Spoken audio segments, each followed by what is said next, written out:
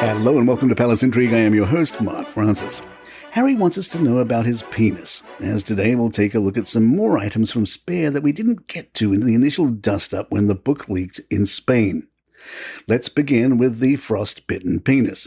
Harry, who moved to the United States so that the press would stop invading his privacy, shares in his new book that he suffered from frostbite following a 13-day Arctic walk. The frostbite had not cleared by the time of William's wedding. While the ears and cheeks were already healing, the todger wasn't. It was becoming more of an issue by the day.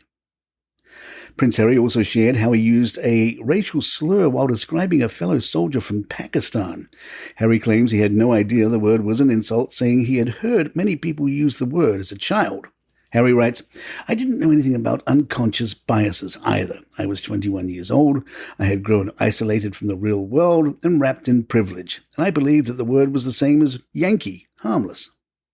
On to the wicked stepmother. Per Harry's version, he and William promised Charles they would welcome Camilla into the family, but the only thing they asked in exchange is that he didn't marry her.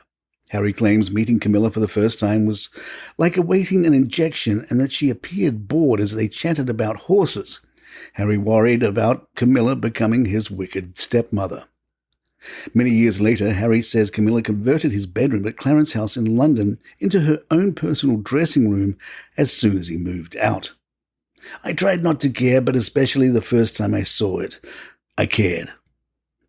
Harry told of learning of Diana's death. Charles said, "My dear son, Mum has had a car accident." Charles is said to not have physically comforted his son. Harry also shared the story of walking behind his brother at Diana's funeral. He writes, "First thing in the morning we set off, all of us together, Uncle Charles on my right and Willie on his, followed by Grandpa. My father was on my left.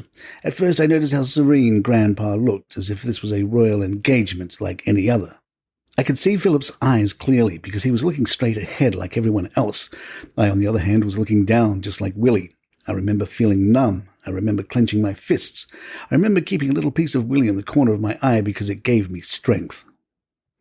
The Mirror recaps that Harry later goes on to say that he almost cried after Elton John finished his performance of Candle in the Wind during the service at Westminster Abbey, and that the truth hurt during his uncle's ferocious eulogy when he appeared to criticize the royal family. The Guardian shared an excerpt in which Harry describes how his sadness over the death of his mother led him to seek help from a woman who claimed to have powers and to be able to relay a message. "You're living the life she couldn't," Harry says the woman told him. "You're living the life she wanted for you." Harry admits that going in he recognized the high percentage chance of humbuggery, but went anyway, describing the meeting as, "The minute we sat down together, I felt an energy around her." The woman said, "Your mother is with you."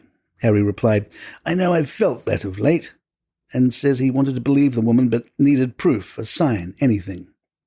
One such sign offered by the woman involved a story about an ornament.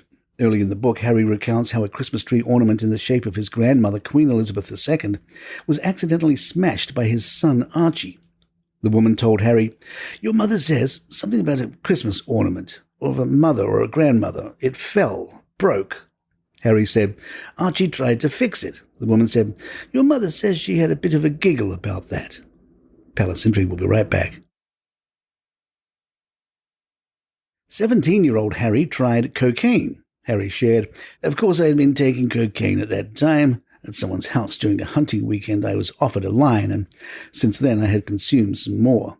It wasn't very fun, and it didn't make me feel especially happy, as seemed to happen to others, but it did make me feel different, and that was my main objective, to be different."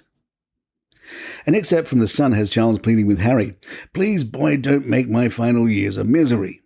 It remains to be seen if Harry will attend the coronation of Charles, Harry told ITV. "There's a lot that can happen between now and then, but the door is always open. The ball is in their court. There's a lot to be discussed, and I really hope that they're willing to sit down and talk about it." And there you have it. If you'd like to email us, our address is thepalaceintrigue@gmail.com. Please follow us on Spotify, iTunes, Google Podcasts, wherever you get your favorite shows. I'm Mark Francis. My thanks to John McDermott. This is Palace Intrigue and Royal Good Times. All right, here's the pitch. 5 stories. They're all good news. It's called 5 Good News Stories. No negative news, just good news. Nice, easy way to start your day. Hopefully a smile. Hi, I'm Johnny Mack, host of 5 Good News Stories. You get the premise? There's 5 stories, and they're all good news. It's the number 5 Good News Stories. 5 Good News Stories. Follow the show wherever you get your podcasts.